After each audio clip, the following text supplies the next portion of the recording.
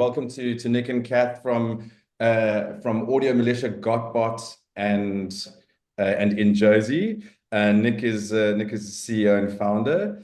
And Nick's going to be discussing AI with us this morning with a special focus on natural language, audio, and image. And at that end, I think what we're going to do is we're going to deal a little bit with regards to the regulatory process around those areas. But I think, yeah, that's about it in terms of the summary, in terms of what it is we're doing. And like I said, we'll break in the middle of each of those sections and we'll pick up questions from anybody's side. But I think with that, we're going to hand over to Nick and Catherine in the background, who might be chiming in from time to time. But yeah, we'll hand over to you, Nick. Thanks so much for joining us. Awesome. Guys, just let me know if everyone can see this screen, and just let me know if there are any hands up at any point, because I can't actually see anyone. Okay, yeah, so we'll I'm going keep an eye on that. Thanks, Nick. Okay, perfect. Thank you. Okay, so we're just going to kick into it very, very quickly. As discussed, I basically act as the group CEO across INJOZI, Audio Militia, and GotBot. And our journey actually started in 2016 in this kind of AI space, right? And we had developed a platform. And from that platform, we were voted as one of the top 10 AI startups on the continent out of 43 countries. We went through one of the biggest accelerators out of Europe called Startup Bootcamp. Thereafter, we were selected as one of the top 10 AI startups for Plug and Play. It's a very, very interesting program. It was basically started by the guys that backed Google. And we did that with Nedbank all the way through to doing the Level Up program with RCS and BNP Paribas. We were selected as one of the top 10 AWS companies in the country in 2020, and it's just kind of like cascaded from there. So this is just to kind of show, a little bit of insights into some of the things that we've been involved in and done. We were then invited to go to Viva Technology in 2018 to show our product. We've spoken at the AWS summits. And we've done a whole bunch of work from anyone with the University of Oxford for Oxford Business School, all the way through to building bots for Facebook Africa, for instance. So it's been a wild ride, to say the least. So I'm going to contextualize everything by just explaining in simple terms what AI is and what generative AI actually is. Okay. So when we move through this, what we'll see is that AI is just almost like a blanket statement. It's simply a discipline. It doesn't really mean anything that we think it means, right?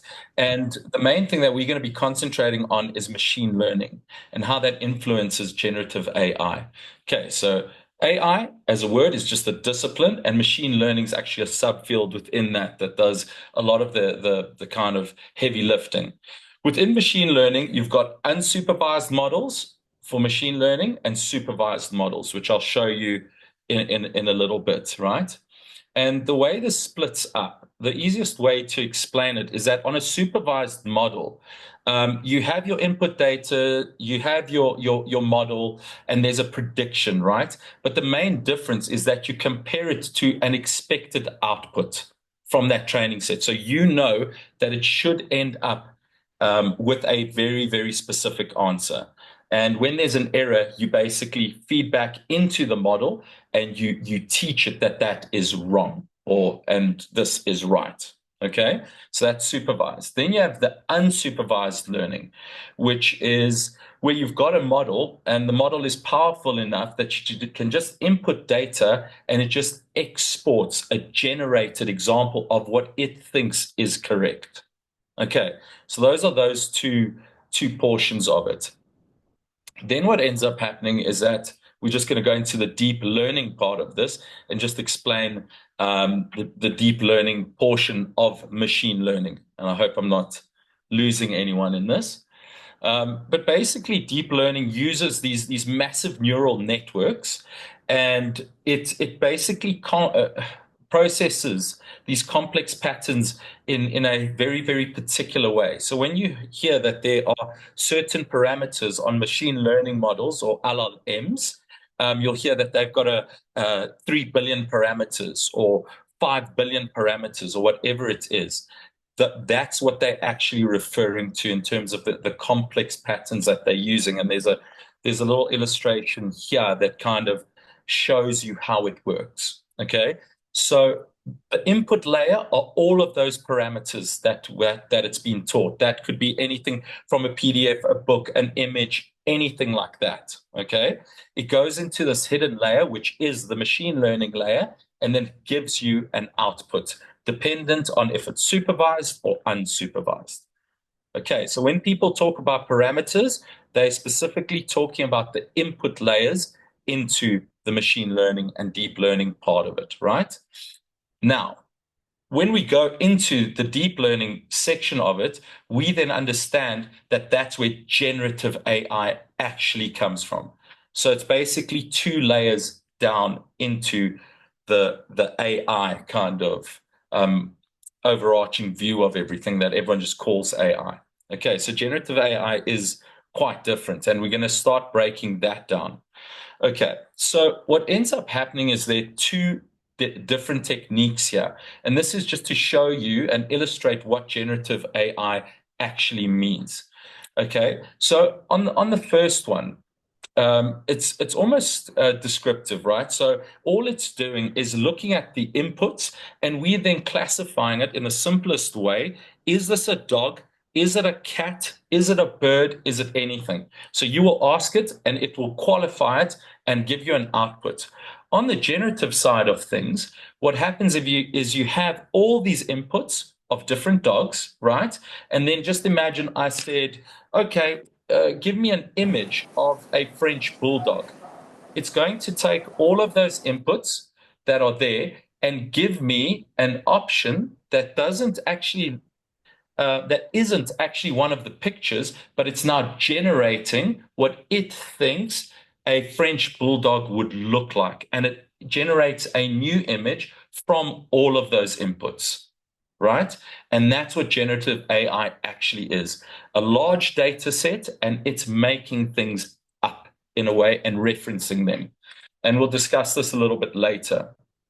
So when you break all of these things down, right, you go into the predictive side and the Gen AI model side. And what you'll see, and we'll concentrate more on the generative AI side of things.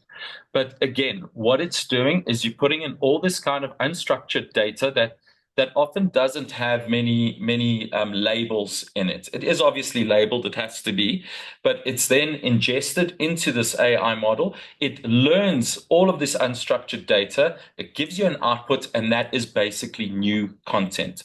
So it means that when you prompt it in a certain way, the output should be different for different people. Does that make sense? I'm not going to ask, but hopefully that all makes sense. Yes. Then what we'll do is just move on to, what is considered Gen AI through all of these parameters, these inputs, and what do we output after it runs through a machine learning model. So what is not considered generative AI? Anything to do with numbers or classes or anything like that, or probability, right? But Gen AI sits in a very specific space, which is in natural language processing, audio and then image and film, right? So that's what Gen AI is considered. Capish? Everyone got it? Okay, so it operates again in these three sectors, and now do start breaking up these sectors. And we'll start off with natural language processing. Okay, this is where we started all these years ago. But just to show you the history of chatbots, the first chatbot was actually invented in 1966. And then it's kind of moved through kind of famous machine learning models. The other very famous one is IBM Watson. I'm sure everyone will remember that. That ended up happening and people freaked out a little bit.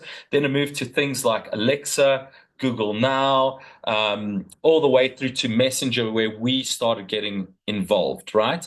In 2017, they created something called Tay, right? Which was Microsoft's kind of take on creating a Twitter bot.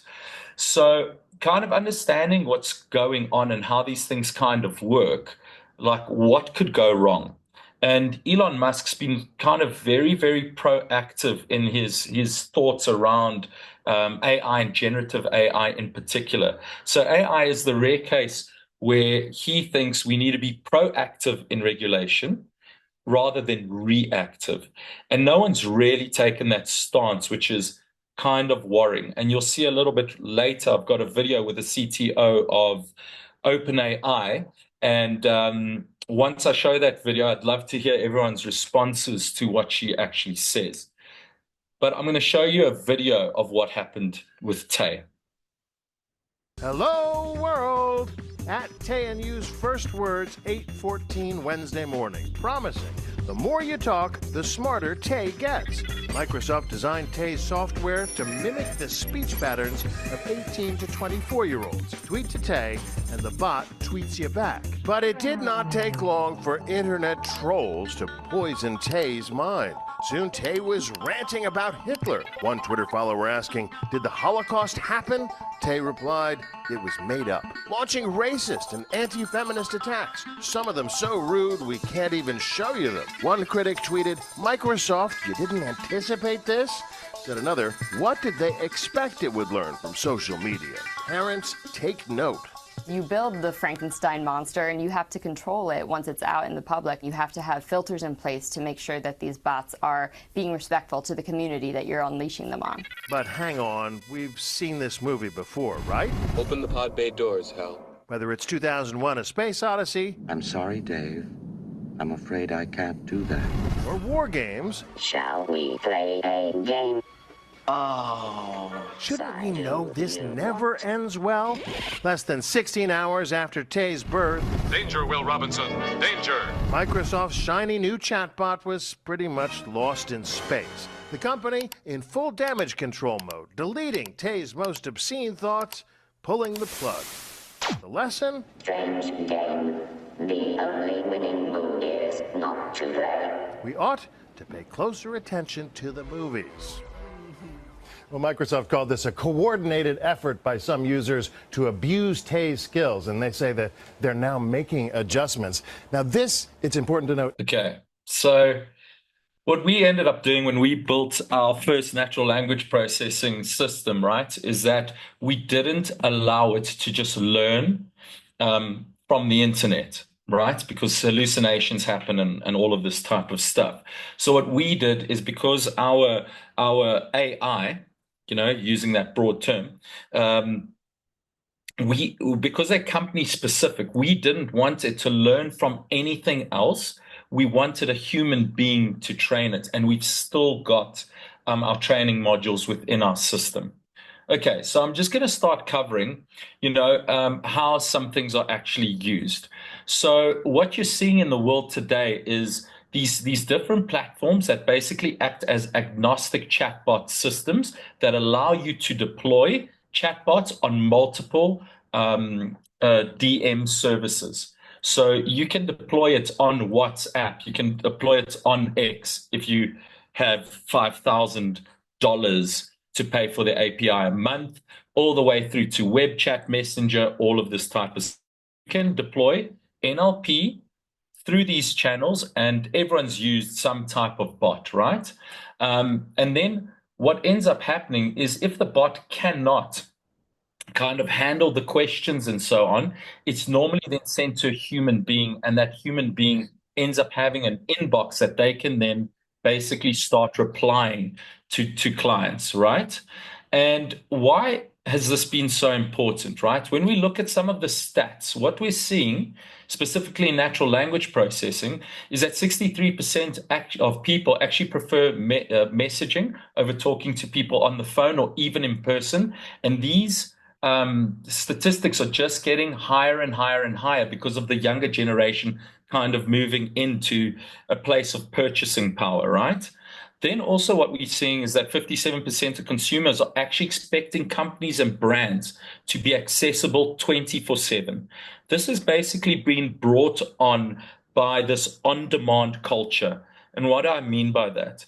What I'm saying is that kids nowadays, if they want to watch you know, the full Game of Thrones, they can watch it now. If they want to order a meal and get it delivered, they can order it now and get it. So this on-demand culture that we've developed through automation and AI has given people access to companies.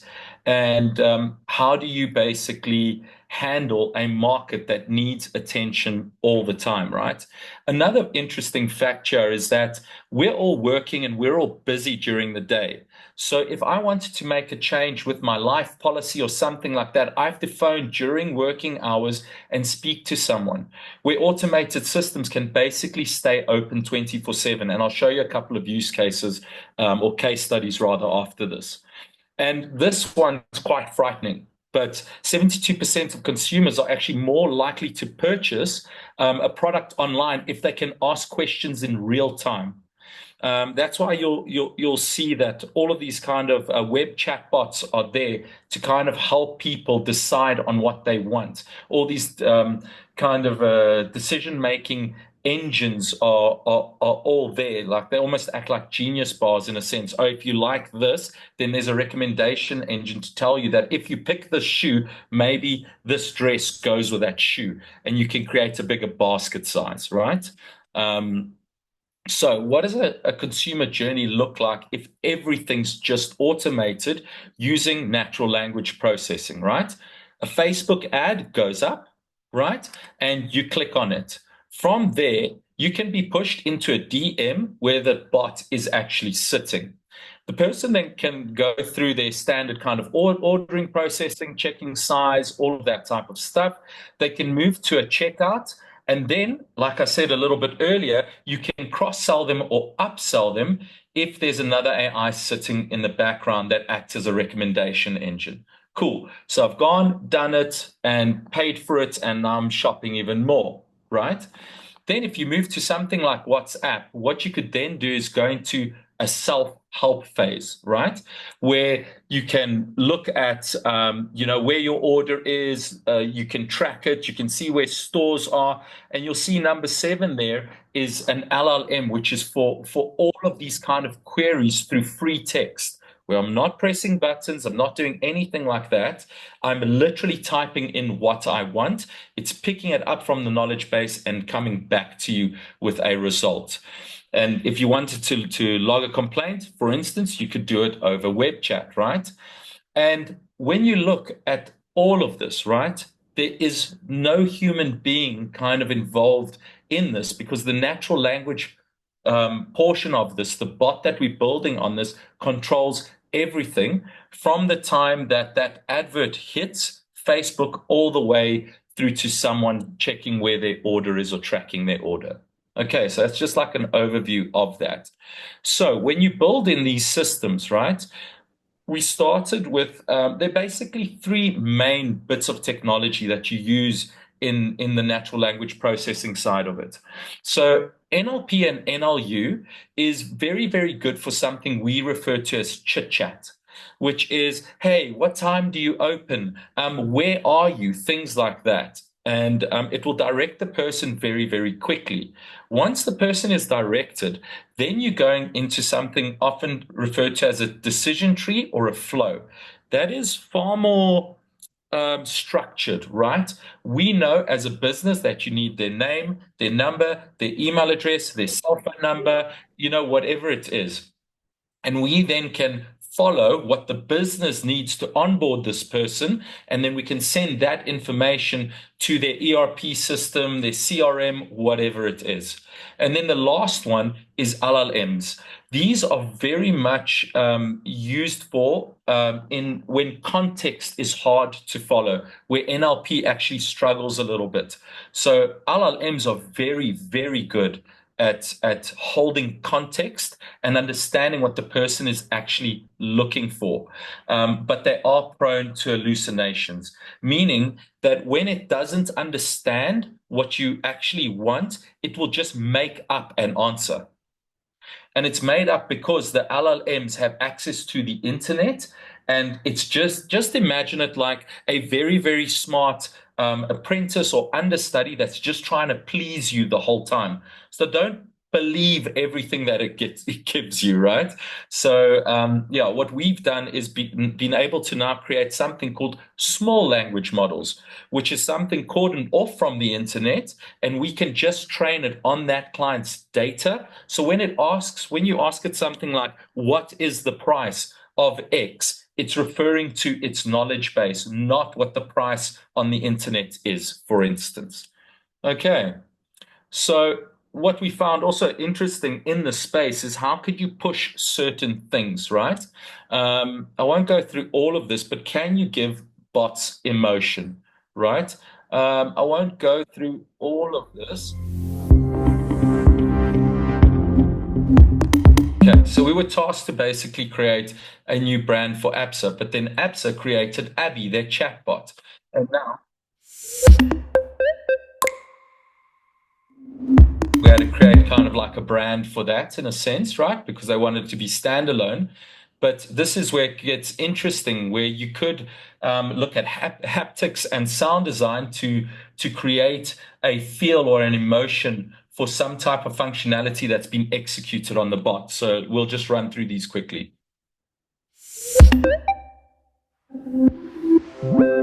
So you've made a purchase.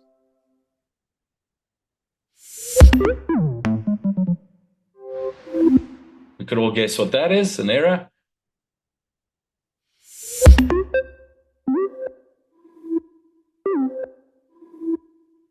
Just processing.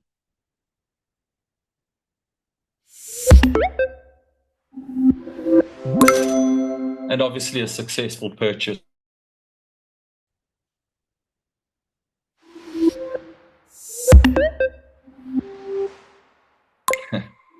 Cool. I won't take you through this advert, but everyone understands that you can now bank through bots on WhatsApp, for instance, and this is what APSA did.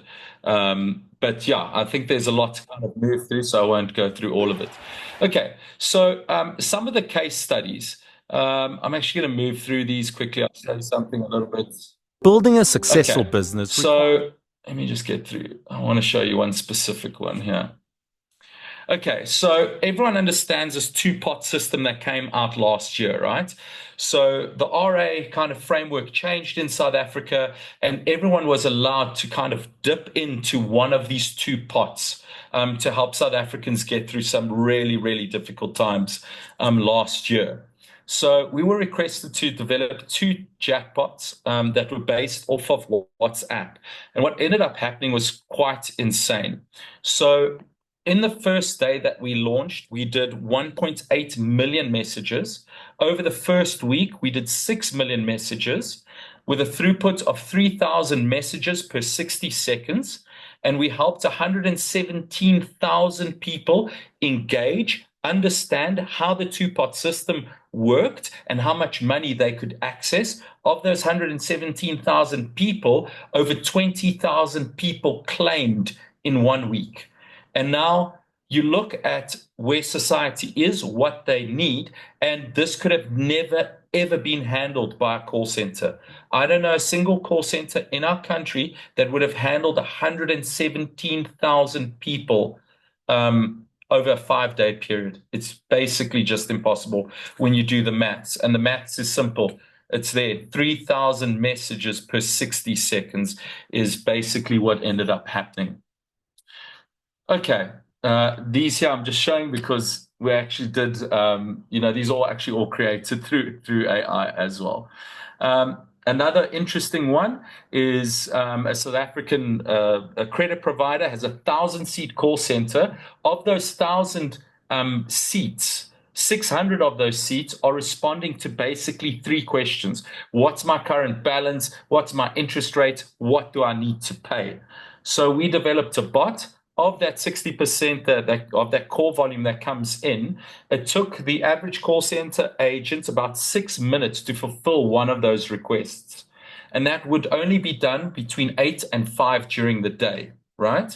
We were able to fulfill the same requests in 43 seconds by using AI and automation, right? And that created a space where we were 6 times faster and we could assist 24/7. So there's a massive kind of value add there.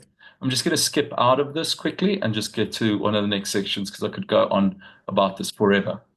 Okay. Yeah, I was going to say maybe what we should do, Nick, is maybe we should go through the next two sections, and then we can save questions towards the end because I think we're gonna start running into time issues. Thanks. Cool, perfect. Okay, the next thing that we've seen with AI wrappers is what it's called, but under natural language processing is the rise of full stack AI agents that basically deploy code. And the reason the rise has been so big in this space is because it's a combination of art and science and maths. And obviously, when it comes down to maths, robotics does it really, really, really well. So what you'll see is that there've been programs like Cursor that have come out. There are programs like VO3 that have come out. Microsoft, there's something called Copilot, which helps people code.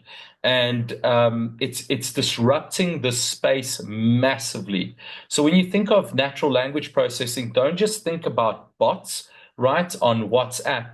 Think about them as wrappers as well. So you're taking LLMs and wrapping them in some other type of functionality to pull something like this off.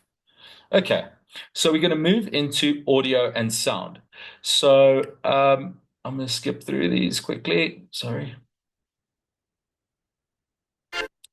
Okay, so we started in the space also quite a while ago.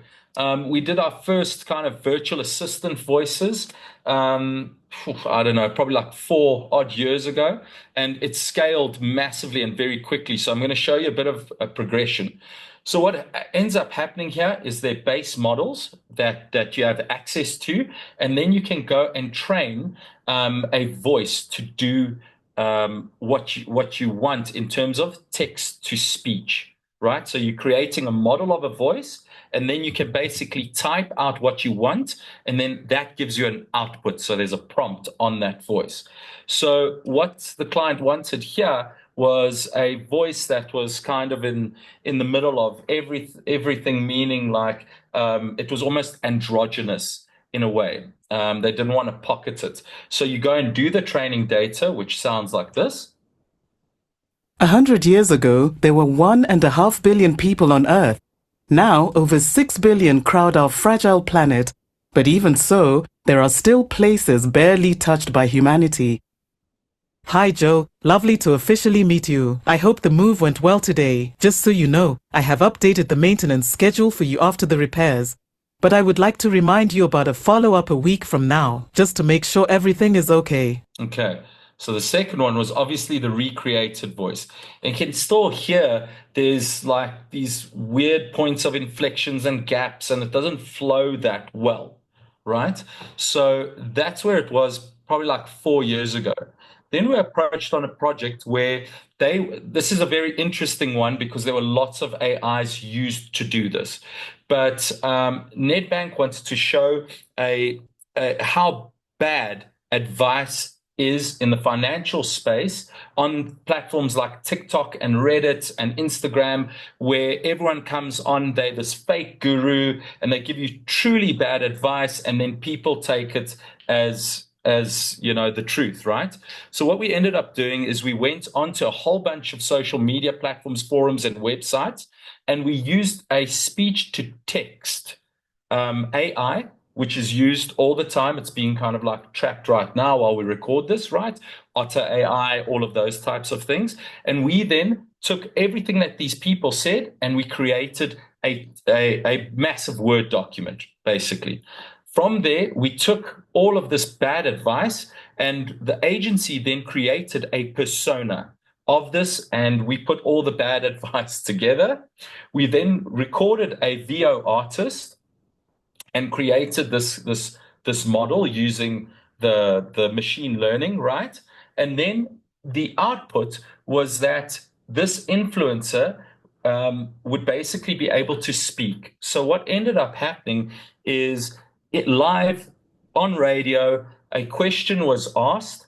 It went from speech to text into the model. The model responded and then converted that text to speech in real time and responded to the disc jockey, or the DJ, right? And this is what it sounded like. Thank you for the invite. It's great to be here. Every action we take plants the seeds for wealth and growth. Let's ignite hope and navigate towards financial success together. It's time to shake up old school banking. Why settle for less when there's a wealth of opportunity out there? My secret? Connect with overseas banks that offer better deals and higher interest. Move your money smartly and bypass the red tape. So you can see what ends up happening in terms of how natural and lifelike it sounds. This project was really, really interesting. This we did with the TBWA team with Ricky Rick. So what happened here is Ricky Rick, massive artist, ended up passing away, sadly. And they came to us and said, listen, we've read all of his tweets and his Instagram posts.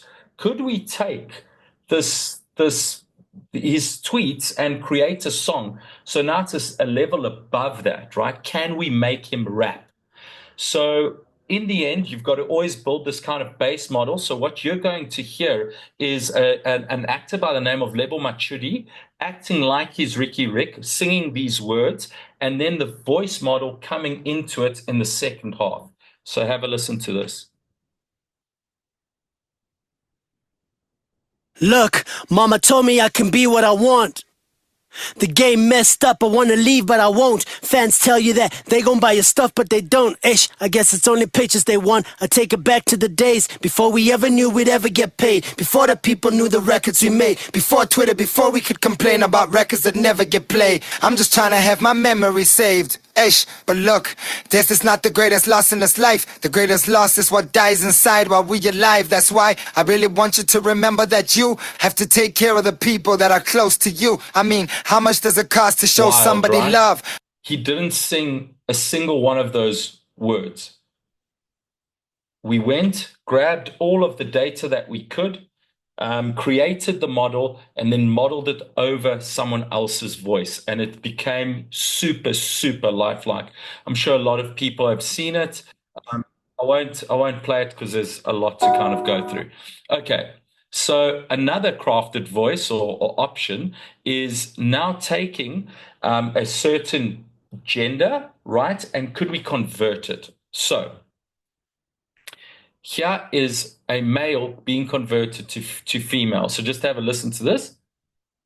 Oh, it didn't play. Anyway, there is a damn, I didn't put that in. There is a male voice that sang this, but it got converted to this.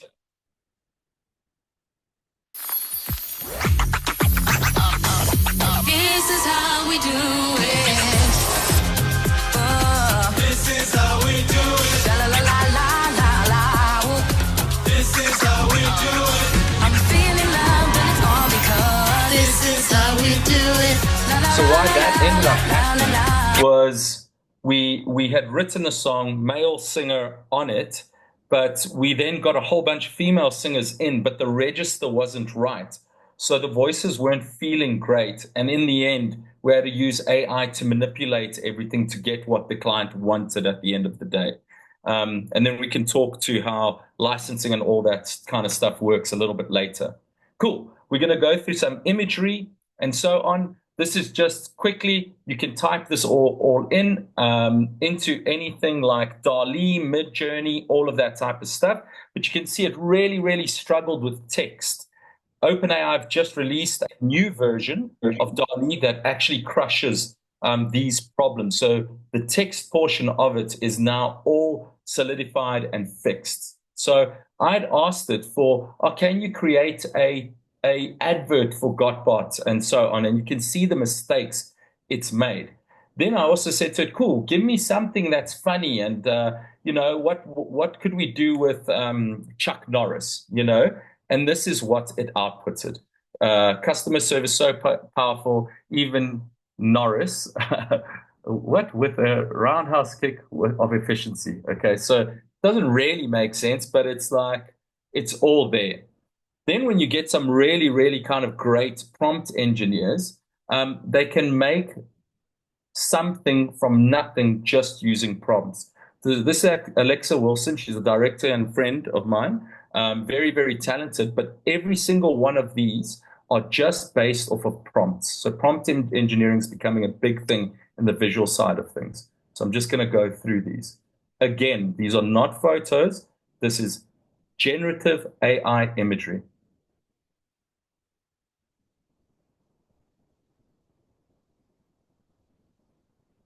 I mean, that's beautiful.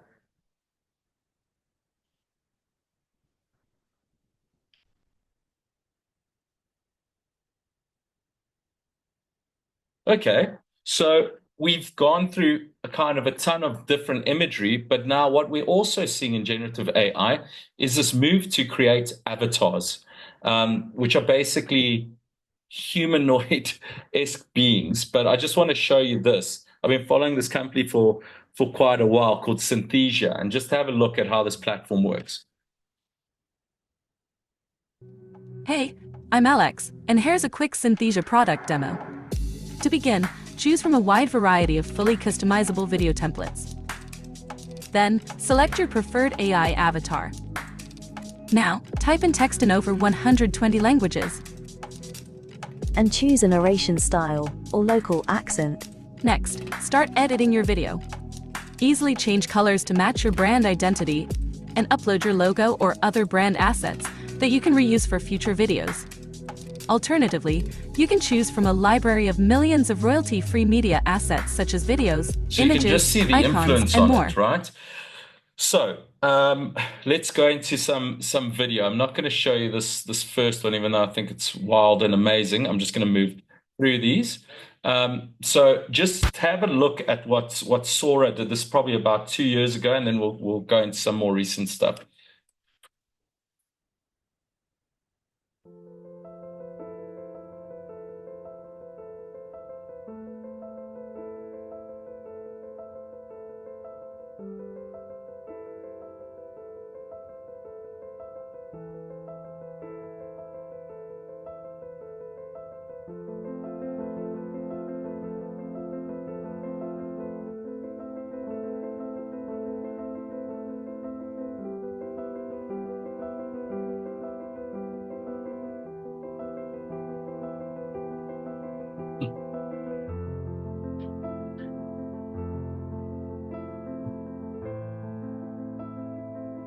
So you can just see how lifelike that is.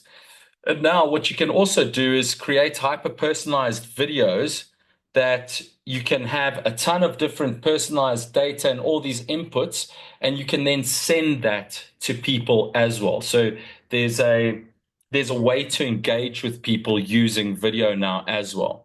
So now we've gone through imagery and film and avatars, and now again, understanding this, what could go wrong? Cool.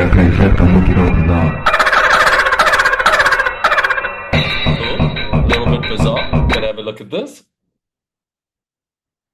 It got me thinking about my full-time employees and their ability to survive on $8 an hour in New York City. And foremost in all of our minds has been the loss and the grief felt by the people of Orlando.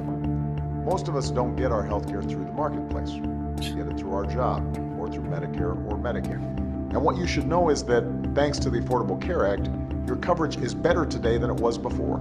Women can get free checkups, and you can't get charged more just for being a woman. To give his employees come together to pass a common, there's a bill that would boost America's very, very hard times. Some progress, at least within the small confines of the legal community.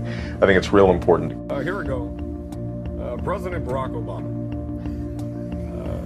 when you giving a speech, make sure you use a lot of pauses. America's businesses have created 14.5 million new jobs over 75 straight months. We're developing technology. Every technology can be used in some negative way, and so we all should work towards making sure that it's not going to happen. And even one of the interesting directions is that once you know how to create something, you know how to reverse engineer it. And so you can, and so one could create methods for identifying edited videos versus real videos. That was scary, right? But what happens in the real world? So what ended up happening with these guys is a deep fake got onto a Zoom call. It was so sophisticated that the CFO thought it was real, and he then was instructed to send $25 million to a specific bank account, and he did it. That is wild. They somehow hacked into Zoom, created a fake version of this CFO, and they paid out $25 million, and the bank did not pay them back. So it's yeah, it can get very scary. I'm sure everyone's quite quiet at these points. A little bit of fun again. We cannot change the past, but we can start today to make a better tomorrow.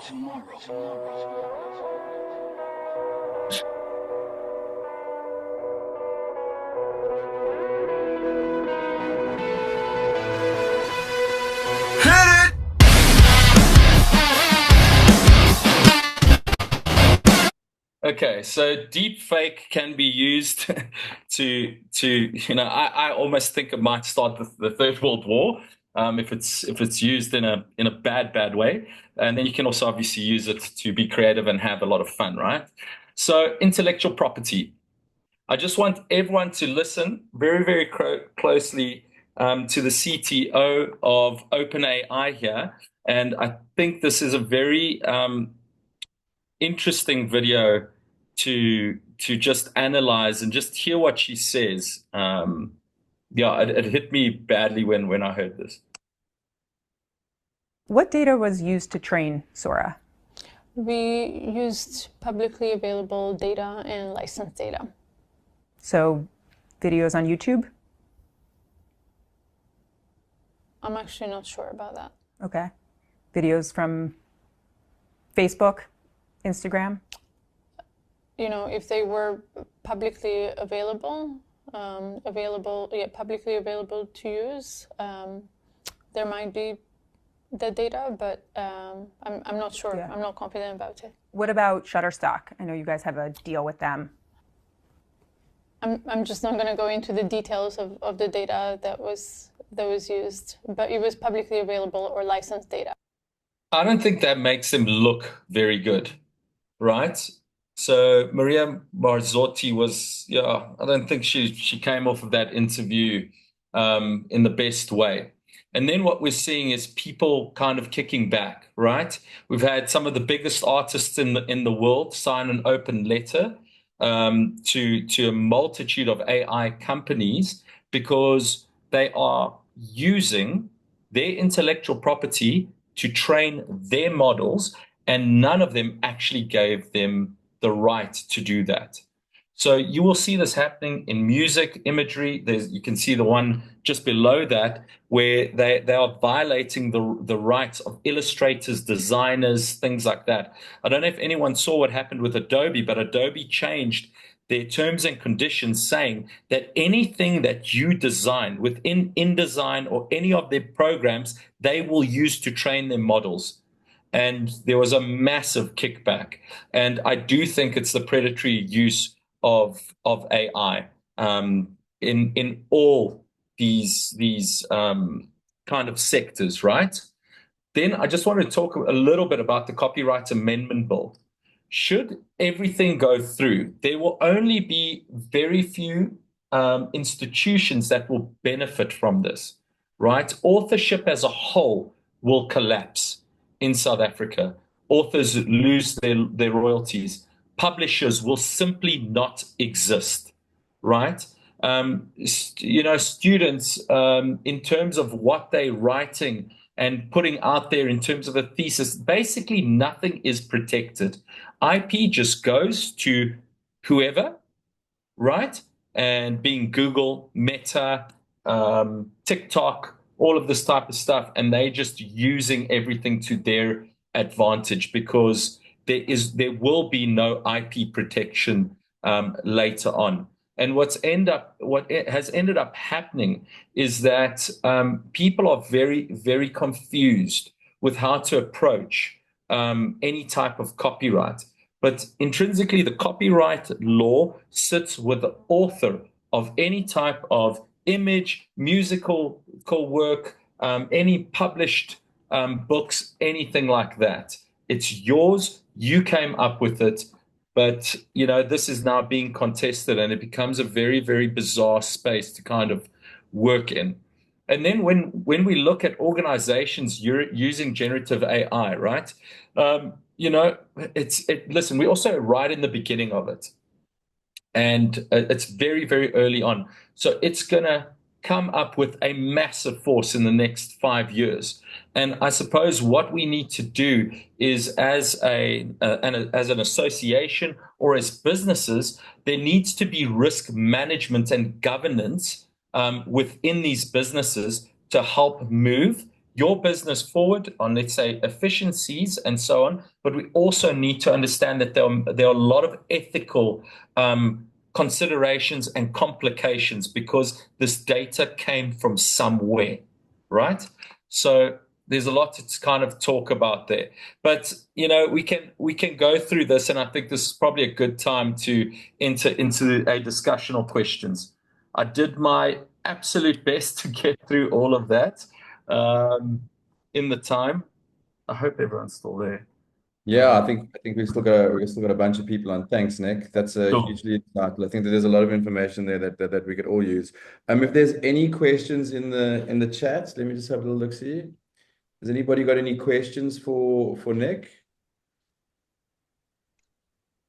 Not yet. It's a complex subject matter, Nick. Thank you so much for being so thorough about it. But yeah, I mean, no question is a bad question. Anybody want to explore anything that Nick has put on the table? I've got a question for Nick. How's Nick? Adam, yeah? Hey, Adam, go for it. So, man, like every single day now, we're getting requests from clients like, we don't have budget to shoot, make it with AI, right? And same thing with audio work, like all of the kind of production work that we do. It's just like, it's coming hard and fast now. And obviously there's hundreds of tools available now, and there's a new one every single day and a new model every single day. How does one go about checking compliance of those things? Like, is there any quick way to go, like, if we use this tool, we will be covered for this client, for this specific application? Yeah, it's a really tough one, because that's actually why I showed that interview with the CTO of OpenAI, because you trust them, right? Because they're big, but they haven't followed protocol, and I don't think they've been very ethical. So, I mean, one of the things that you have to do is obviously go onto the tool, investigate it, make sure that you know, where have they gotten the information to kind of create these models, and then see how they assign their rights, right? So for instance, Midjourney, how does Midjourney work? People come in, they prompt, they do their stuff, it generates an image, and then anyone that's on that Discord or on Midjourney can actually grab that and then reuse it. So there's nothing truly unique about it. But does the client care? Exclusivity. There's no exclusivity, and anyone else could take that and kind of mash it up. So what you're seeing is that the original IP is being diluted and diluted and diluted more, to the point where it's just basically owned by everyone. So we have to be clear. Anything that is made on these platforms basically belongs to anyone on the platform. Kind of situation. I don't know, Kath, if you've got anything to add there. Like in terms of clients that have asked us about voiceovers, etc. We do a deal, and we keep it 100% legit with the voiceover artist. We really don't want to screw them over. So we'll pay them a performance fee to come, so that the AI can learn their voice, and then if there's like a certain amount of script, then, you know, we pay the actual proper licensing and usage per time that would have actually charged. It's just them not coming back over and over to the studio. That is definitely something that we arrange with the voiceover artist, because they're either going to say yes or no to the deal. And it's based off of likeness, right? That's one of the biggest things in terms of IP being music, personality, imagery, anything like that. It's based on likeness. If you ask Sora to go and write you a reggae song and it comes out sounding like Bob Marley, there's a reason for that. And you're probably going to get sued at some point with it. Yeah. You also still have to get the voiceover artist in, because sometimes when we're doing the text to speech, it still doesn't have that beautiful emotion that you are actually looking for that happens when it is live, and when there's directing, etc. And absolutely. Every single one of you have been in a voice session where we're all trying to like get exactly what you want out of the voice, and it's not easy. So trying to do that and explain that to a machine is way harder. Yeah. And the reason it actually struggles is because there's not enough frenetic coverage on that voice. So you need mounds and mounds and mounds of data. When we did Ricky's voice, we got hours and hours and hours of his talking, his rapping, all of that type of stuff to build it. And it's getting better and better, but there are always issues. Yeah. Yeah. No, cool. No, being part of WPP, we've got this like they have this PDF that's constantly updated of like tools that are safe to use and tools that aren't safe to use, but it's very gray. And how they come up with that list, I'm not entirely sure. Because it still feels like very, very dodgy territory most of the time. Yes, agreed. Yeah, and it's super great. And then it's like, can you actually use any of this stuff for a brand advertising campaign? And that's where it's like, it's just, very, very difficult to reach that. And part of my soul is dying because that collaboration with real people and, having fun, actually creating stuff in traditional ways without just typing text into fields. On the one hand, it's super exciting because we can do stuff really quickly and the sky's the limit. But on the other side, it's like all the kind of joy of collaboration goes out the window. Yeah. Yeah, I think there is definitely a place for this. I mean, you've shown us examples, Nick, of how effectively these kind of technologies and models can be used, but it's not a silver bullet. And I don't think we should, as an industry, approach it like with our clients, like it's a silver bullet. And I think there's an education process required in conversations with our clients where they have to understand that it is not a one solution, one thing solves every need to get things done quick and cheap, because it's not about that. You lose craft, there's risks that have to be mitigated, which is something that as the ACA we have to take super seriously. So yeah, it's a fascinating territory, absolutely fascinating, and super exciting, and super terrifying. In brackets as well. I also wanted to say something else, which is like really, really bizarre to me when I think about everything.